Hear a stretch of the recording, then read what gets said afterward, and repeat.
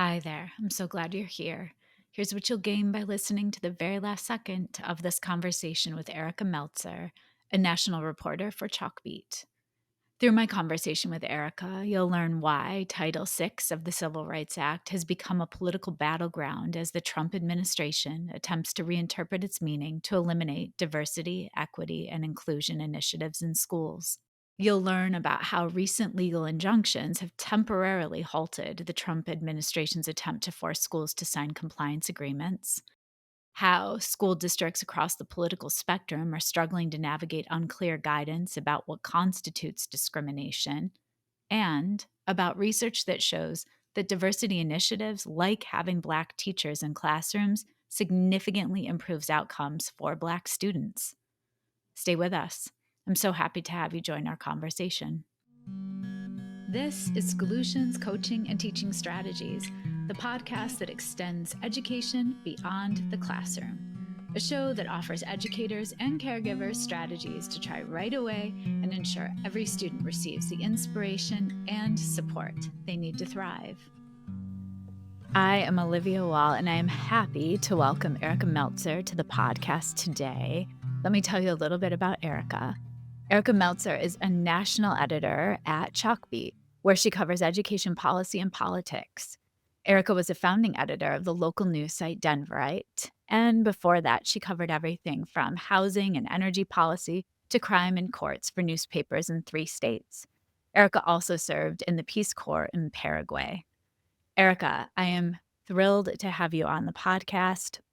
I have followed your writing for a long time, and I'm really honored to have established this partnership with Chalkbeat, with your voice as a writer and journalist, as well as Kaylin Belshaw. And so we've decided to tag team and just have both of you illuminate updates around policy shifts and what's happening with the Department of Education in the state. So thank you for being here.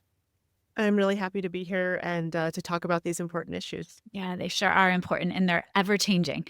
And so we were just talking about it almost feels like that uncertainty with COVID days of you never know what's going to be new around the corner.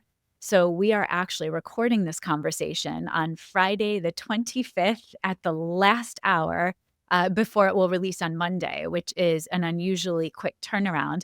But we want to have the most current information for listeners when this releases on Monday. So I want to start off. You had a piece just released yesterday, and that article is entitled Trump Education Department Efforts to Get DEI Out of Schools Hit Roadblock. That's what you'll lean on heavily today for our conversation. But I think it's important for listeners to also have some background context. What I'd love for us to start out with is around research you've been leaning on to highlight and just as a kind of a grounding force for yourself. And then if you could offer some background around Title VI. Absolutely.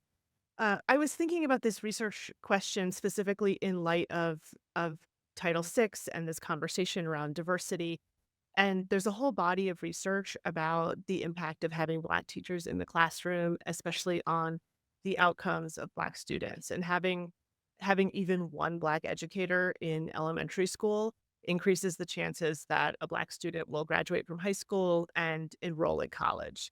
And I think when we're talking about diversity and equity and inclusion and DEI, there's all these are buzzwords that I think for some people have positive connotations and for other people have negative connotations, or people might think of an example they've encountered where they feel like something goes too far or something that they were not comfortable with. But I think it's important to kind of, when we're talking about the value of diversity in schools, we're not just talking about sort of quotas or check boxes, but we are talking about things that have make a meaningful difference Yeah. in outcomes for students. And I think it's important to ground the conversation in that. Yeah. Beautifully said. And can you offer some background around Title VI as well? Yeah. So Title VI, I mean, this is Title VI is Title VI of the Civil Rights Act. So this goes back to the 1960s. And it says that entities such as state governments and school districts that receive federal funds have to abide by non-discrimination requirements. And you can't discriminate on the basis of race, on the basis of shared ancestry, And if you do, you are not eligible for federal funds. And that has had the original interpretation there was around integrating schools. And there was obviously an enormous amount of resistance to integrating schools in the aftermath of the Brown decision. This was a fight that took place over many decades. We saw certain states try to set up alternative school systems to avoid integrating their schools. And Title VI was something that gave the federal government leverage to enforce civil rights in the states. Under this administration, we also see a different interpretation of Title VI or a different emphasis in Title VI than we have had historically. And they're saying we're going to remove funding from states that don't go along with our interpretation. But I do think it's important to remember that this has always been how the federal government has exerted power. This is why the drinking age is 21 in every state, because the federal government said we're going to withhold federal transportation funds if you don't raise the drinking age.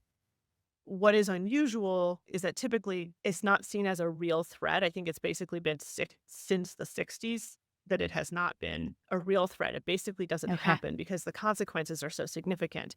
And now we have an administration that seems perhaps more willing to go there, but we'll see if they're legally able to go there. After reading your piece that came out yesterday, hot off the press, um, there are some legal challenges, and so something that we were texting back and forth early in the week is that yesterday, April 24th, was a deadline of sorts, and so let's speak to that, and then what has evolved since? Yeah, I think it would be probably we should start with this Dear Colleague letter that came out in February. And a Dear Colleague letter is how the education department tells school leaders this is how we intend to interpret and enforce the law. And this Dear Colleague letter said that a lot of practices that have been common under this umbrella of DEI could actually be illegal discrimination. And the administration was leaning on the Students for Fair Admissions versus Harvard Supreme Court decision. This barred the use of race in college admissions. It didn't say anything about K-12, but the administration was taking that legal interpretation and extending it to a lot of different circumstances that may show up in a K-12 school. So this letter came out, it prompted a lot of confusion and a lot of fear of what exactly is it that they're asking us to do? Am I gonna have to stop doing things that I think are good for students? And so, as with many of the Trump administration actions, we saw a whole series of lawsuits. The AFT brought a lawsuit, the American Federation for Teachers brought a lawsuit in Maryland representing their members. The National Education Association brought a lawsuit in New Hampshire representing their members. The NAACP brought a lawsuit representing parents and students of color. And so that was a lawsuit just against the Dear Colleague letter. The administration followed that up with a demand that states sign a document saying, we are in compliance with Title VI of the Civil Rights Act, and we are in compliance with your interpretation based on Students for Fair Admissions. Yes. And that was like the step too far because states and school districts all the time, in exchange for getting federal money, certify we are in compliance With with Title Title VI, VI, with Title yes. VI. But this kind of there was sort of this amendment with sort of a long explanation of the administration's legal interpretation. And this is an interpretation that is it's very much contested. Many legal experts think they're straight up wrong. Whether they are or are not, I think will be sort of tested in the courts over the next however many years. But states were saying, particularly Democratic-led states, were saying, we just don't think you're correct on the law, and we're not going to agree to this. So in those lawsuits against the Dear Colleague letter, now there was this like really firm deadline. If you don't sign by this date, we're withholding all of your federal funding, including your Title I funding, which is obviously immensely important Yeah, yeah. to schools. So we're down to the wire on Thursday, and the judges in each of these lawsuits issued a series of injunctions. Um, each one was technically different, and they found on different grounds. And we don't have to go all the way into the weeds, but the sort of collective impact is Yeah. that all of this is on hold, pending 3 different lawsuits that could go 3 different ways. And so with that said, You just mentioned the funding and especially the Title I funding. So, what are some practical impacts on schools that this could have depending on what happens after it's on hold? So, Title I funding flows to high poverty schools, and they use it for all sorts of things. They might use it to hire additional teachers to keep their class sizes small. They might use it to support, reading or math intervention positions. They might use it to hire social workers. Where I live in Colorado, the state used to not fund kindergarten, but a lot of school districts would use their title funds to make kindergarten free. Yeah. So there's a lot of ways that the schools use this money to build those wraparound supports around high need students because I think we know that students who grew up in poverty are coming into school. They maybe have been exposed to trauma, housing instability, a lot of things that disrupt their learning. They might not have had the same preschool opportunities. And so schools are using those title funds to sort of wrap around those students and support them. Yeah, they protect them. I'm gonna use the word protect because I think a lot of this fear, mongering that's happening is we're seeing people caving, which is fascinating to me because I thought the system was so much stronger than what we're seeing it crumble to, especially at the higher institutions, higher education institutions. So I'd love for you to also illuminate, like, what's the spectrum of institutional responses? Columbia very quickly acceded to a lot of demands that I think a year ago people would not have imagined that an elite university would agree to essentially render one of their departments under the control of an outside entity. But then Harvard, faced with similar demands, just said, No. no, we're not going to do it. Harvard's one of the richest institutions probably in the world. They have a massive endowment. If anyone's going to stand up, it probably could be Harvard. But what's been really interesting is you've seen a lot of other universities, once Harvard took that position, a lot of other universities also said, this is too far. We need to maintain our independence. We do not believe these demands are legal. And we're going to hold the line and have this fight. Money seems to be such a factor, and the way that the fear is being held so tightly, and we're scared. The stakes are so high, and so let's go there because, you know, what are the stakes for the institutions as well as specific impacts it could have? I mean, so the stakes are billions of dollars, but the stakes are also your independence to run your institution the way that you see fit. And the administration has tried, I believe, to cast this in a very sort of black and white way. Like we're here fighting anti-Semitism or fighting illegal discrimination, but what is the substance of what we're talking about here? So school districts, even though federal money overall is not an enormous percentage of funding for school districts, I think it would be very hard to replace that money, especially I think we have a lot of economic uncertainty. If we do go into another recession, we typically see education budgets cut at the local level. Um, and so I mentioned an example out of Iowa in the article yesterday.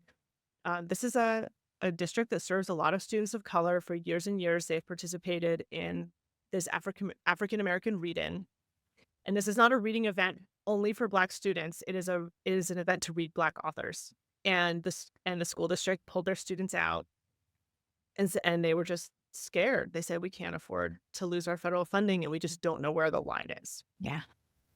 And I also want to just point out that the idea of complexities and challenges that districts are facing, that's such a perfect example. Um, and then let's circle back because you are speaking to leaders, to superintendents in both red leaning and blue leaning states. And you mentioned something earlier that I find fascinating.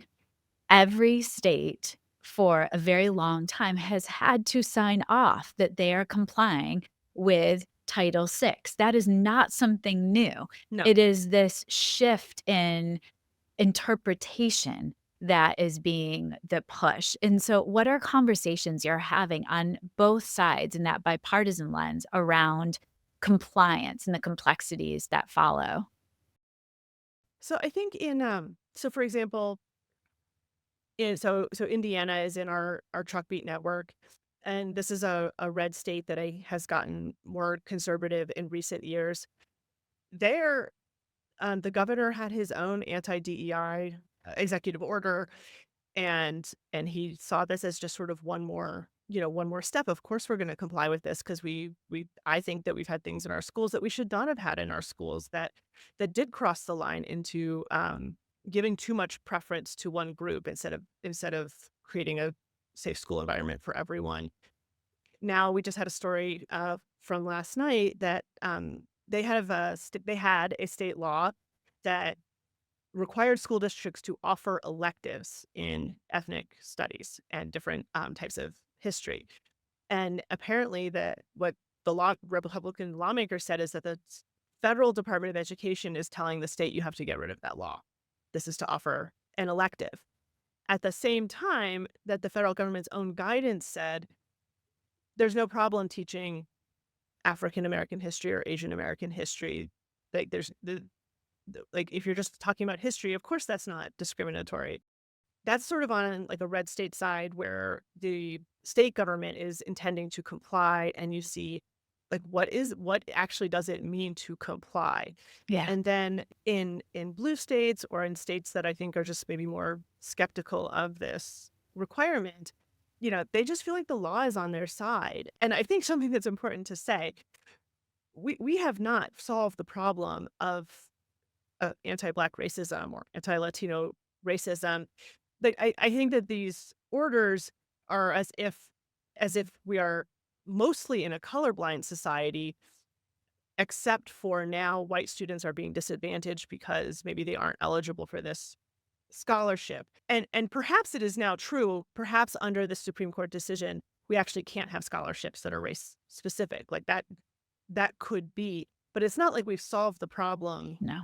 that the Civil Rights Act was originally passed to address. And so I think a big concern that a lot of school leaders have is I've been trying to do things to make my school system fairer, better serve students of color, um, produce better outcomes for all kids. Am I being told I have to stop doing those things? And I think that that's like a really big concern that a lot of school leaders have. Where is that line between legality and not? Can you offer some examples of what is coming up in your reporting?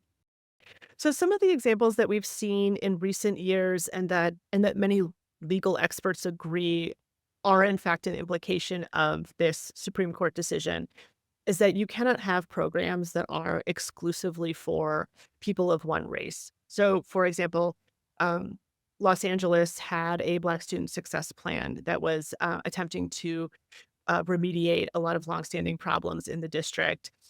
This was actually under the Biden administration. There was a conservative parent group that challenged it, and they revised the plan so that it is more focused on students from low income backgrounds.